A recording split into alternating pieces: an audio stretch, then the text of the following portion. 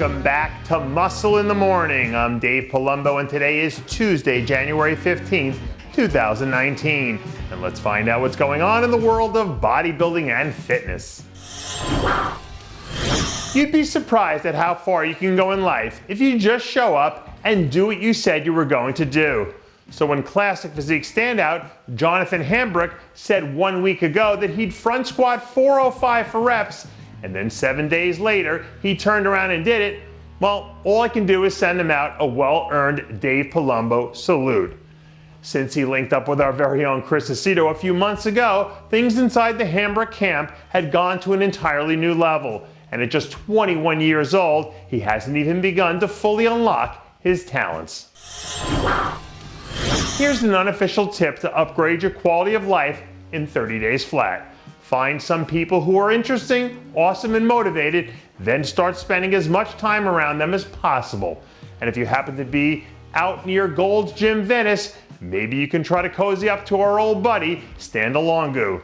Stanimal was back in action over the weekend, knocking out a shoulder workout alongside his partner in crime, Regan Grimes, as the two continue to push ahead to the start of their 2019 season. DeLongeaux is one of those big personalities who just sucks you in and makes you want to root for him as a fan. And a few more improvements down the road, he'll have plenty of support behind him when he makes it back to the Olympia stage. I don't necessarily think you have to be a masochist to climb to the top of your respective field in life, but I do think that you have to embrace the pain that comes along with the process. Because without being able to do that, at some point you end up throwing in the towel.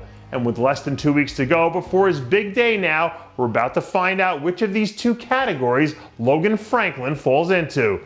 With the top of the men's physique division being in flux right now, there's plenty of room for someone like Franklin to step in and seize the moment.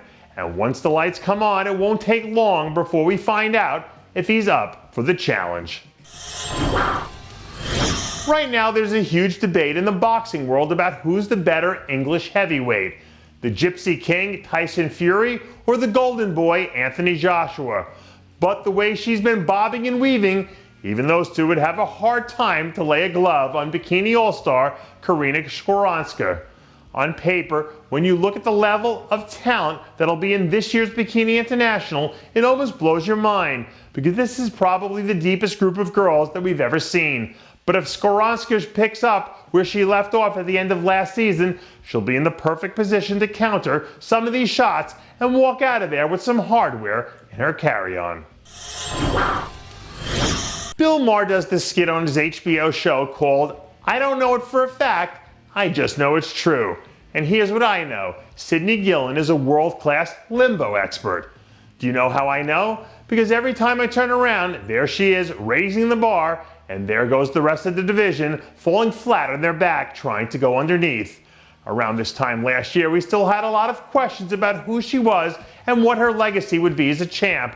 But 12 months and 2 very emphatic wins later, and now we know she's a Hall of Fame caliber figure champ, and everyone else is still trying to figure out how to catch up. And that does it for yet another edition of Muscle in the Morning.